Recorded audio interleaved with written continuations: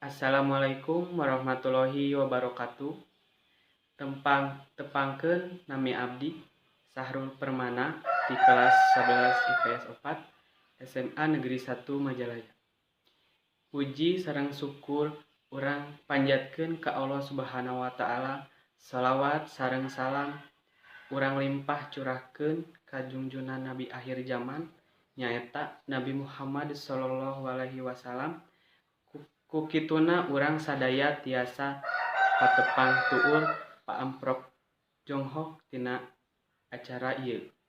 Ibu bapak anu kusim kuring dipika hormat, dina ieu simkuring bade ngadugikeun biantara ngeunaan kabersihan lingkungan anu dimana urang sadaya terang yen lingkungan bersih parantos tangtu sehat karena kadiri urang sadaya anu nyicingan eta tempat.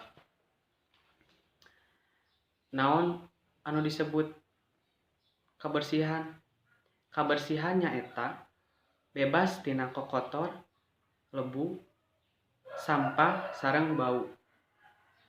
Allah nu Maha Kuasa estu mika cinta jalma anu bersih sareng resep ngabersihan hiji hal anu aya dina anjeunna.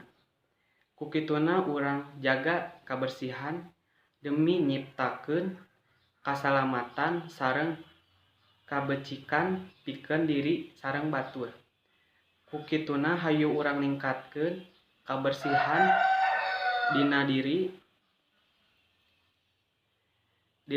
urang sareng lingkungan di sabudeureun urang kusabab masih seueur jalma anu henteu peduli ngeunaan kabersihan lingkungan. Cekap dugi ka dieu biantara ti simkuring hatur nuhun ka sadayana anu parantos nyempetkeun waktosna kanggo ngaregepkeun biantara ti simkuring. Hapunten bilih aya kalepatan. Wassalamualaikum warahmatullahi wabarakatuh.